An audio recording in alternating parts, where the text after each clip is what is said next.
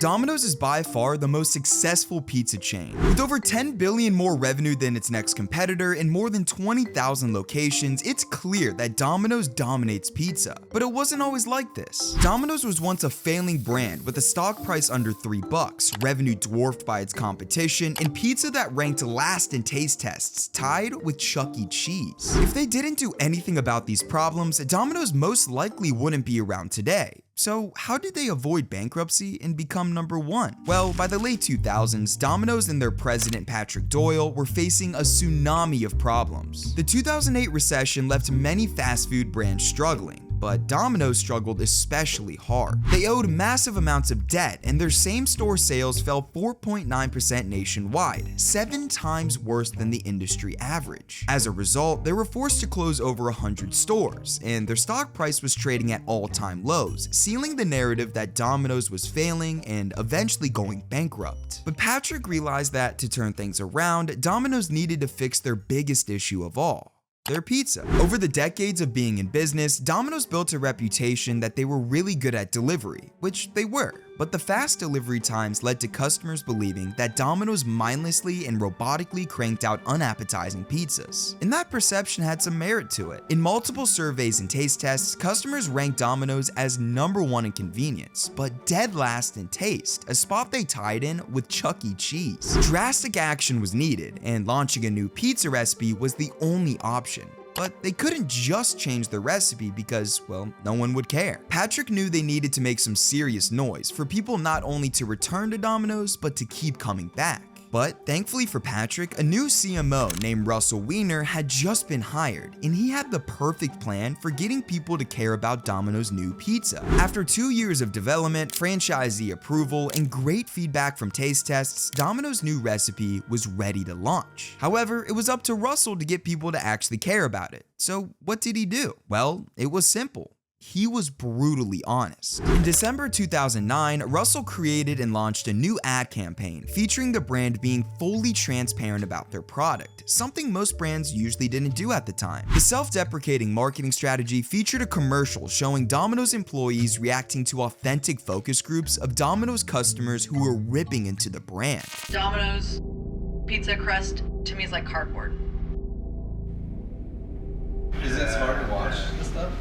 Yeah, it's hard to watch. Oh, this one's bad.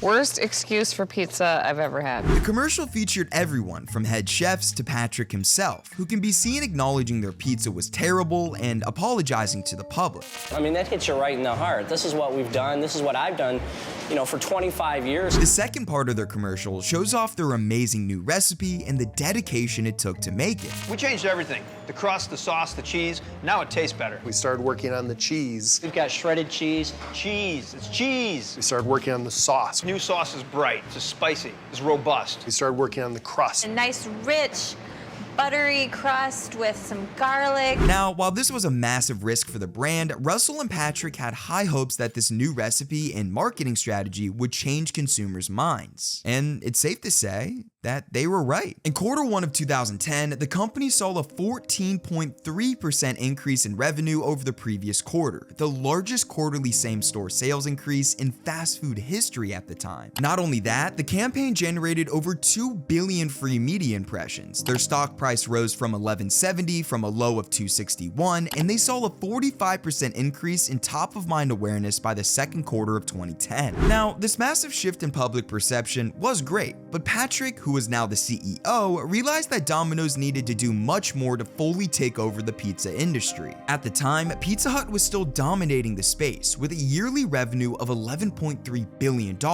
way more than Domino's $6.2 billion. So what did Patrick do about it? Well, he heavily invested in something that no other chain was doing well at the time: technology. In the early 2010s, the rise of smartphones, apps, and more was just getting started, and it seemed like Patrick was only one of a few CEOs who truly saw the massive potential of this tech. He realized that this technology makes ordering more convenient and valuable, as customers can see the whole menu and have pop-up options to add more things to their orders. And so, with the goal of making Domino's a technology company that delivers pizza, Patrick spent the next decade improving Domino's online experience to get ahead of their their competition. And well, he certainly did a great job at doing so. Their first creation was pizza profiles, which reduced the number of clicks needed to place an order from nearly 20 to just 5. They built a 2D and 3D version of a visual pizza builder, which produced their highest conversion rate and average purchase value across all ordering platforms. And speaking of ordering platforms, Patrick ensured customers could order Domino's from anywhere, and I mean anywhere. Their app, website, Twitter, emojis, texting, Siri, Amazon Echo, smartwatches, Facebook Messenger, and Samsung TVs were all available ways to get your Domino's fix. Patrick also made sure to double down on investments that made Domino's unique in the first place: delivery. Over recent years, they've invested a lot of time and money into new delivery options like drones, electric bikes, autonomous cars, and electric vehicles with built-in pizza warmers. AI has also interested them, as they've been testing AI cameras to grade pizza quality and created an AI ordering bot called Dom that allows for easy ordering through their various digital platforms. Patrick's investments in technology have paid off big time, not only by making 65% of Domino's revenue come through digital channels, but also by having them soar past their competition. With over 10 billion more revenue than its next competitor and more than 20,000 locations globally, it's clear that Domino's has taken over the pizza industry. To see how Listerine took over their industry, check out this video of mine where I cover their controversial plan to become the #1 mouthwash brand.